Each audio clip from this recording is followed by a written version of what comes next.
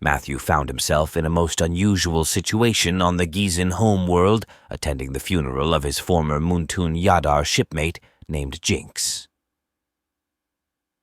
Gizins are very similar to humans, although their skins are different variations of blue, and they are almost all exclusively of blonde hair with the occasional redhead in the mix. Gizins tend to have slender frames and are not nearly as strong as humans. Jinx passed away in an unforeseen accident, but he was very fond of Matthew. Matthew on one occasion fought a monstrous Moral to defend Jinx, and since that day Jinx considered Matthew a close friend. After the funeral, Matthew was invited to a Gizin estate, where Jinx's will was to be read off, and his possessions were to be given away. The Gizin advocate read off Jinx's will. To Matthew's surprise, Jinx was wealthy. Jinx left Matthew half of his entire fortune, his estate, and his two beautiful Gizin wives, Glimmy and Tiula. Matthew was shocked and was asking if both the wives could be left alone, but according to Gizin law, both wives upon marrying Jinx had been abstained from high amounts of debt they had accumulated previously. If they were not married to a wealthy landowner, the debts would be reinstated on both of them, and they would be forced into arduous government labor to work it off for the rest of their lives. Glimmy and Tiula both insisted on being legally married to Matthew. Matthew spent the next few days learning more about the fortune he had just been given, and learned more about the Gizin homeworld. With the weight of unexpected wealth resting heavily on his shoulders, Matthew found himself overwhelmed by the responsibility thrust upon him. The Gizin homeworld was a place of ethereal beauty, with crystalline structures that shimmered in the light of the alien sun. As he walked through the estate that now belonged to him, he felt a mix of awe and apprehension at the thought of owning such grandeur. Glimmy and Tiula, the two wives left behind by Jinx, were unlike anyone Matthew had ever met. Their skin, a soft shade of azure, seemed to glow in the sunlight, and their eyes held a depth of wisdom that belied their youthful appearances. Despite their initial insistence on marriage, they treated Matthew with kindness and respect, understanding the sudden and unexpected nature of their new circumstances. Days turned into weeks as Matthew familiarized himself with the intricate laws and customs of the Gizin people. With the help of a patient mentor, a seasoned Gizin elder named Vrok, the human visitor began to grasp the complexities of Gizin society. He learned of their deep reverence for nature, their aversion to conflict, and their intricate system of governance that revolved around consensus and harmony. As he delved deeper into the affairs of the estate, Matthew uncovered a network of interstellar trade routes that Jinx had established during his lifetime. The Muntun Yadar shipment business was just the tip of the iceberg. Jinx had dealings with a myriad of alien species, from the enigmatic Iridians of the galactic core to the nomadic traders of the Outer Rim. With newfound resolve, Matthew set out to honor Jinx's legacy by expanding the business empire he had inherited. He forged alliances with other Gizin landowners, leveraging his newfound wealth and influence to secure lucrative trade agreements that would benefit not just himself, but the entire Gizin community. Meanwhile, his relationship with Glimmy and Tiula evolved in unexpected ways. Initially bound by a sense of duty, they slowly grew to care for each other, forming a bond that transcended the constraints of duty and obligation. Together, they navigated the intricacies of Gizin society, learning from each other and forging a strong yet strange relationship with his new exotic wives. Matthew had to learn how to be intimate with both Gizin females. He considered himself fortunate that both human and Gizin physiology were very compatible, although there were some differences. His first attempt to pleasure Glimmy was embarrassingly short-lived, as here, petite frame could not tolerate the savage and powerful movements of a human male in his prime. Matthew apologized profusely, as he had no idea just how strong humans were compared to Gizins, let alone he had never been intimate with a female of another race.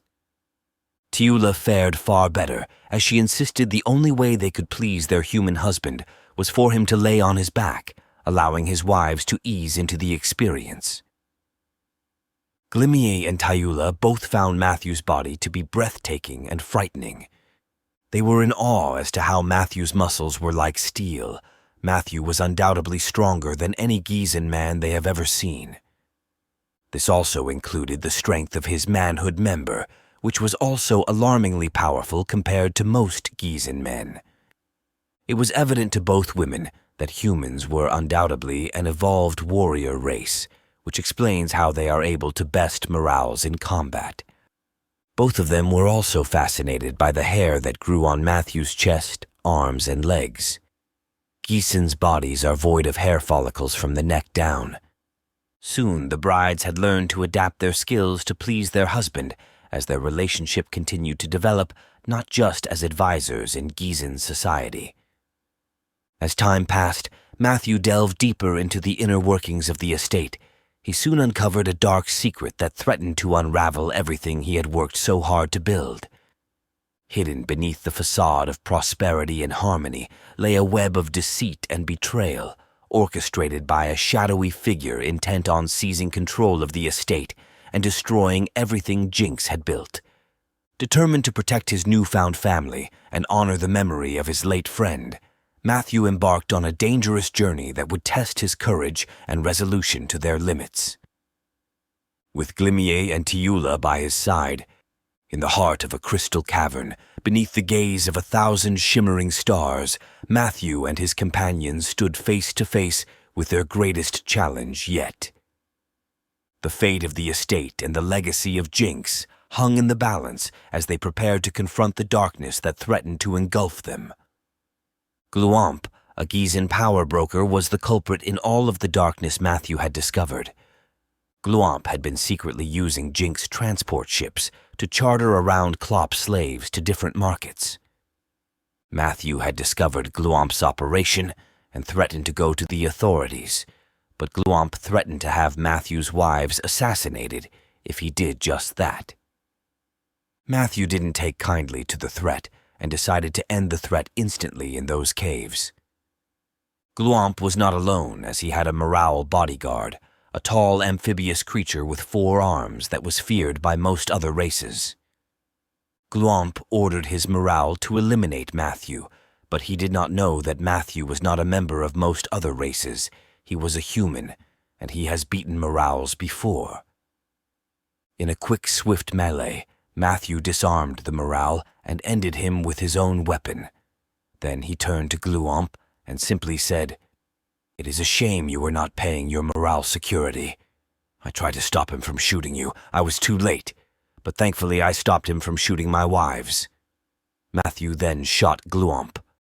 Taking a deep breath, Matthew stood amidst the echoes of the cavern, the weight of his actions settling heavily upon his shoulders.